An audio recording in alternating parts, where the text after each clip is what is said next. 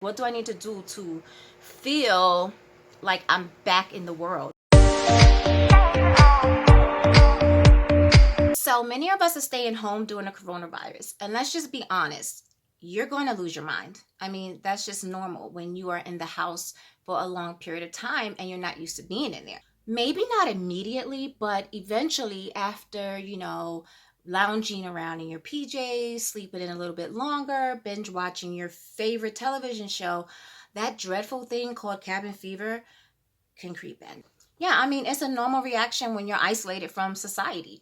And trust me, I know because I was a working mom at one point in time, and then I had to transition to being a stay-at-home mom.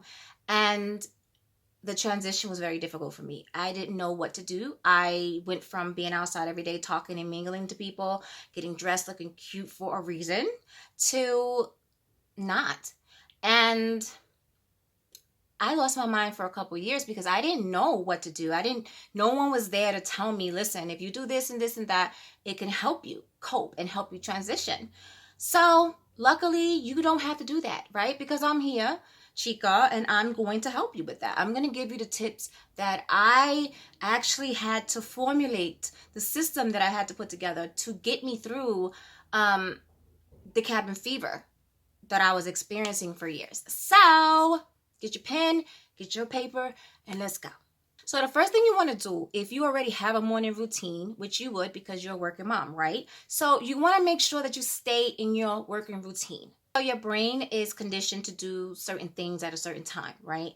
But when you abruptly just stop doing those things, you throw yourself off balance, which can increase your chances of cabin fever. So for example, if you drink coffee every day at 8 a.m., right, while you're on your way to work, then you need to continue to do that while you're at home. Okay? Because again, we want to stay on balance. So if you do that, then your brain doesn't really see a difference. You also want to stay on your bedtime routine.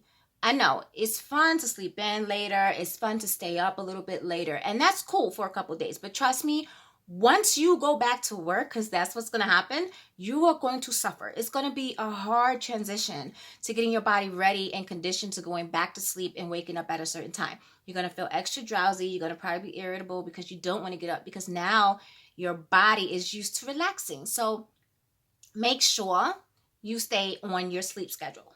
Make your bed every morning. Okay, so I know it seems really small, but it's proven that making your bed every morning improves your productivity, it boosts your self-esteem, and it actually puts you in a good mood. And it keeps your house clean. And it keeps your room clean. Get dressed and put on your makeup every day. So getting dressed every single day, even if you're not going outside your house, actually improves your energy, it improves your productivity, another productivity improvement. Look, why not, right? And it also helps you get ready for your day. It lifts your spirits and it just makes you feel better about yourself. Now listen, you don't need to put on a full face. You don't need to put on your blazer and your slacks with your heels. But doing your hair and getting dressed and putting on a little bit of makeup, I mean, literally mascara, shadow, gloss. That's it. It definitely helps you feel better and it makes you feel more focused and like you're important.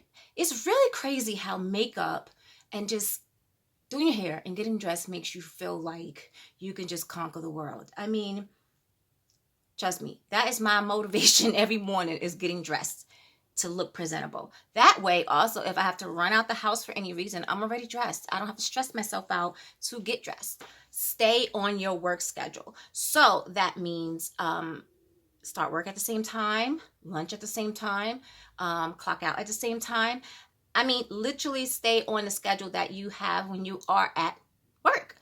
Because it helps your brain stay on task, it helps your brain stay focused. It's like telling your brain, listen, we're still doing the same thing. Nothing happened. There's no trauma. Nothing's going on differently. Okay, just continue working. Brain, continue working. Body, continue working. And last but not least, change your environment. Okay, so right now, going to a crowded coffee shop is not the best idea, right? But you can still change your environment within your house. So one day you can work in your room. The next day you can work in your kitchen. The next day you can work in your living room. The next day you can work in your dining room. You have to really embrace your space in these type of conditions. So even if you have to change some things around in your room to make it more appealing, I mean, if you have to light a candle in your dining room to make it smell like a coffee shop, I love doing that. Like the coffee candles. Oh my God, it's my favorite scent. Do something like that to help you feel like you are outside the house. And you know what? It's just temporary. Okay, so if you do these tips, I promise you it'll make you feel better. It worked for me, and if it could work for me, it could work for you.